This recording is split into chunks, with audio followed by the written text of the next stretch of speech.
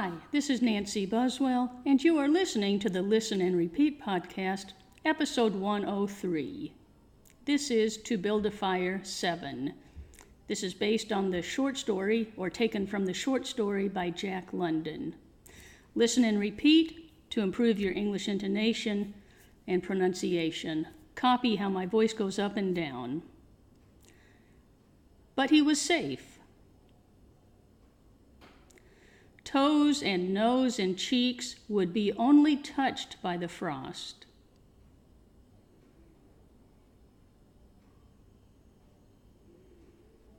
For the fire was beginning to burn with strength.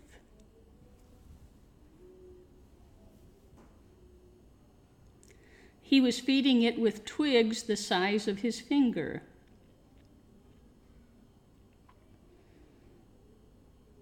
In another minute, he would be able to feed it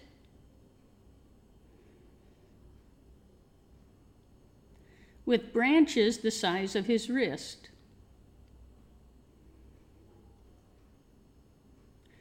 And then he could remove his wet footgear.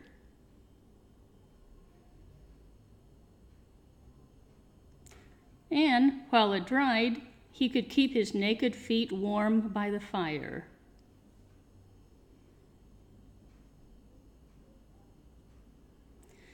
Rubbing them at first, of course, with snow.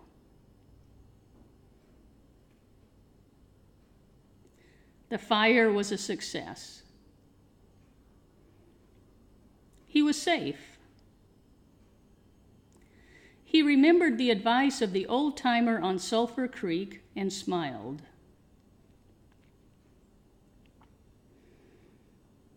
The old-timer had been very serious in laying down the law.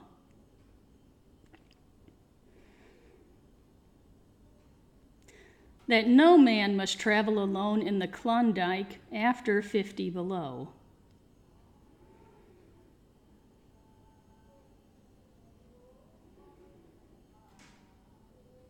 Well, here he was.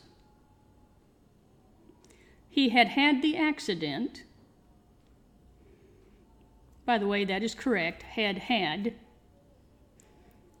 He was alone, and he had saved himself.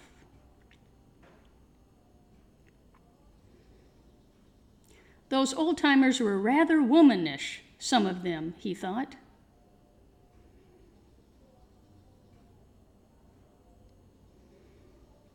All a man had to do was keep his head, and he was all right.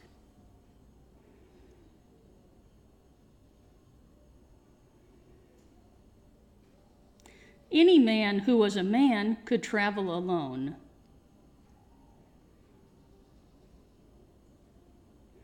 But it was surprising. The rapidity, that's not a common word. Maybe you know rapid and rapidly, but the noun form is rapidity. The rapidity with which his cheeks and nose were freezing.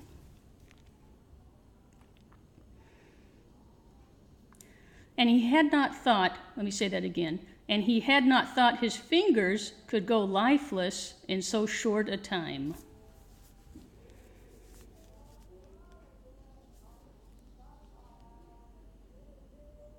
Lifeless they were, for he could scarcely make them move together to grip a twig.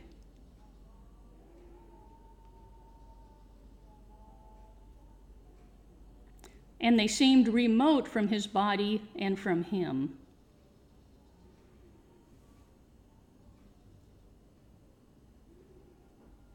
When he touched a twig,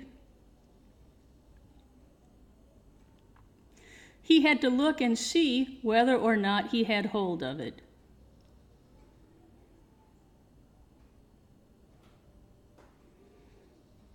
The wires were pretty well down between him and his finger ends.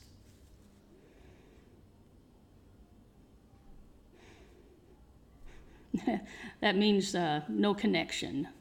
It's like a telephone. The wires are, well, the old telephones with telephone wires, they were down, they weren't working. All of which counted for little. there was the fire, snapping and crackling and promising life with every dancing flame.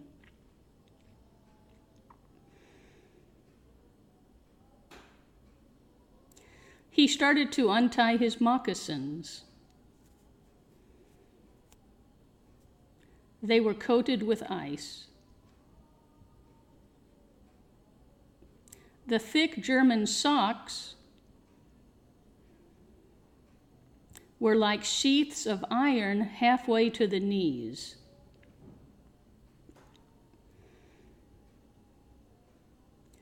And the moccasin strings were like rods of steel.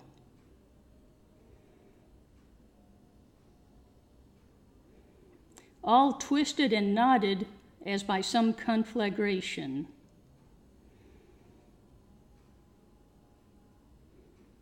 Conflagration is a very old word for fire. For a moment he tugged with his numbed fingers. Then, realizing the folly of it, he drew his sheath knife. So sheath is something you put a knife in. But before he could cut the strings, it happened. It was his own fault, or rather, his mistake. He should not have built the fire under the spruce tree.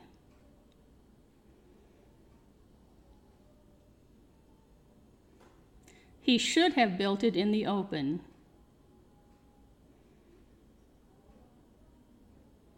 You could say he should have or he should have. But it had been easier to pull the twigs from the brush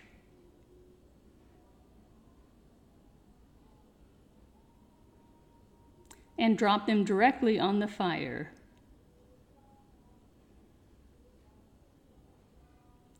Now the tree under which he had done this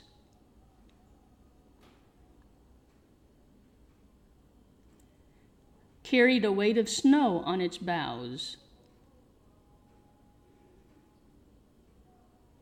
No wind had blown for weeks. And each bough was fully freighted. Fully freighted is uncommon, means it was full of snow. Each time he had pulled a twig, he had communicated a slight agitation to the tree. An imperceptible agitation, so far as he was concerned, but an agitation sufficient to bring about the disaster.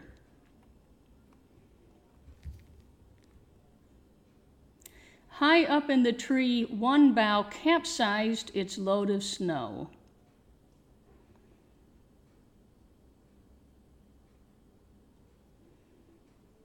This fell on the boughs beneath, capsizing them.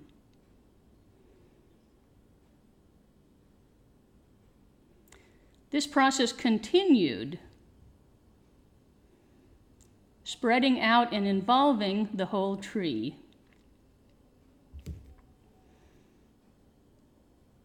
It grew like an avalanche.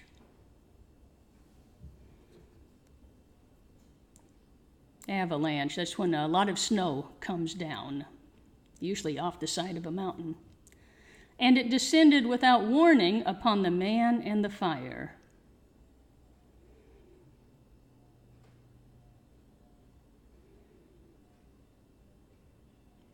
And the fire was blotted out. Where it had burned was a mantle of fresh and disordered snow.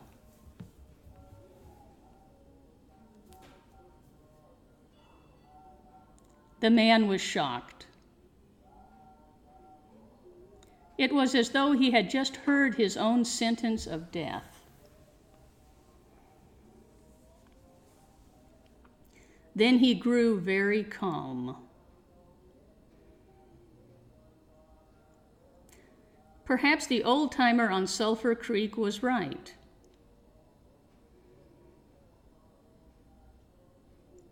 If he had only had a trail mate,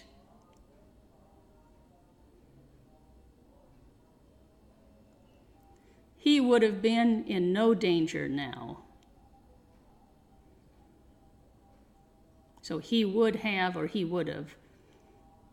The trail mate could have built the fire. Well, it was up to him to build the fire over again.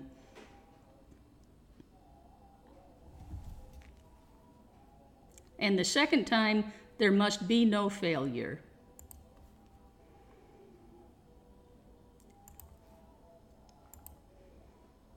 Even if he succeeded, he would most likely lose some toes. His feet must be badly frozen by now. And there would be some time before the second fire was ready.